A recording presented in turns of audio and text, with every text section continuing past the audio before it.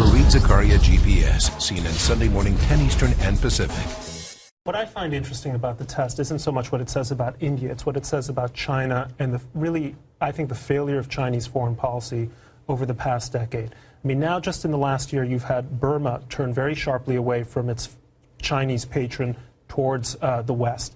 The Vietnamese next week will be conducting naval exercises with the United States.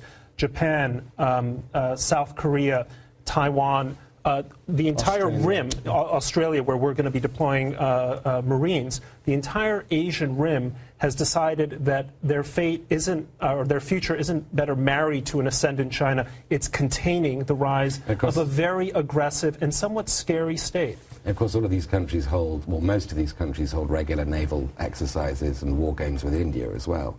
India's relations with those around China's rim. And they certainly do all with the United States. They all want the insurance policy of the U.S. Navy. I don't disagree with you about China's failure, the failure of China's policy, but I don't think this was exactly a brilliant move for India's foreign policy. India does this right when we're in the midst of once again having talks with the Iranians, where they've been extremely unhelpful with respect to sanctions on the Iranians, and where we've got a real problem with North Korea again, and North Korea has just launched a rocket that fails. So just at this moment, India really needs to test I think India is not Britain. That's the thing, and it keeps wanting to demonstrate that. What does that mean? That it's not going to be a global lieutenant of the United States. So, there is no treaty there. And I mean, I understand your frustration. The timing is not helpful from an American point of view. Your point being that we're winking at the Indian nuclear program while... Or just that it makes it so much harder to talk to the Iranians or the North Koreans when they're pointing to another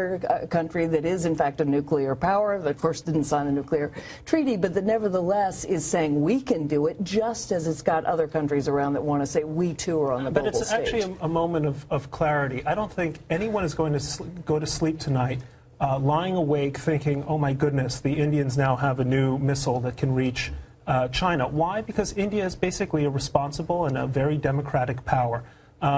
That's the real issue here. We talk about our problems with Iran and North Korea as essentially legal problems that are potentially in breach of NPT. Our problems with these regimes is that they're awful regimes with barbarous intentions. And it might help clear up some thinking about the nature of proliferation when we say, you know, we don't really mind when India acquires this kind of capability. What we fear is an Iran or a North Korea doing it. So, Brett, wait a minute. Why exactly was this wonderful, responsible power not willing to impose sanctions on Iran when everybody else is actually giving Iran a major out? I mean, if they're so great and they're so noble, and the Iranians, they don't want to be Britain, but they do like to be France. That is to say, they're sort of Gaulists of Asia. I rest my case.